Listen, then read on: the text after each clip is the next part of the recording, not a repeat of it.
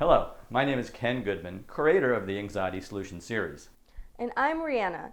I use the Anxiety Solution series to stop my panic attacks, my constant worrying, and a lot of my stomach issues. And this is John. I drew him and helped create this cartoon to help people who suffer like I did. I remember how horrible my panic attacks were, and I hope this cartoon will give you a better understanding of what to do to stop panic. If I can beat it, anyone can. John did. But let me take you back to the beginning, before he experienced his first panic attack. It all began one night. A night when he slept very poorly. He tossed and turned much of the night, and in the morning he could barely get out of bed. So he did what most people do when they are exhausted and have to go to work. He drank coffee. 5 cups of coffee.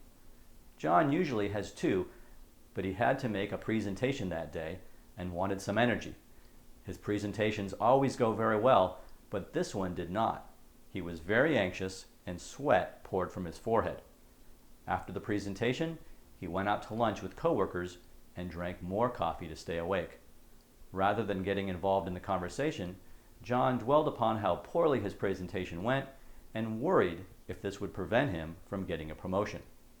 While eating his chicken, he wondered if it was cooked enough. He suddenly did not feel well. He began to sweat. He then experienced something he never experienced before. Racing heart, tightness in his chest, difficulty breathing.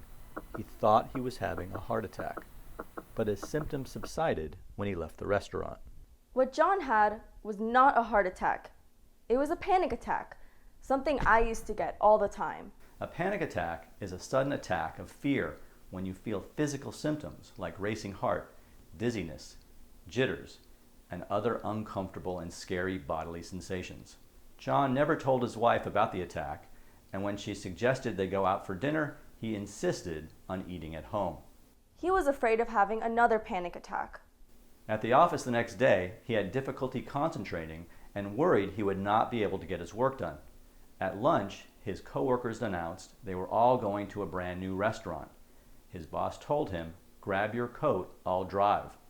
But John stood there motionless in the doorway. Think about John's situation for a moment. What do you imagine John was thinking as he stood there in the doorway? What do you think he was feeling? And what is your best guess as what he might do? John's thoughts were most likely filled with worries about the uncertainty of going to a restaurant. What if it happens again? What if I have a heart attack? What if they send me to a hospital? What if I'm demoted? This kind of what if thinking is very common for those who suffer with anxiety. While he stood in the doorway, he was most certainly feeling anxiety or fear. Those would be natural feelings associated with what if thinking. And what about his behavior? Well, he declined his boss's invitation and did not join his colleagues for lunch.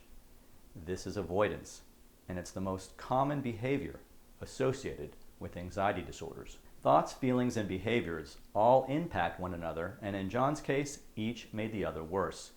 His belief that to prevent panic he must avoid restaurants caused anxiety each time he was invited out to eat.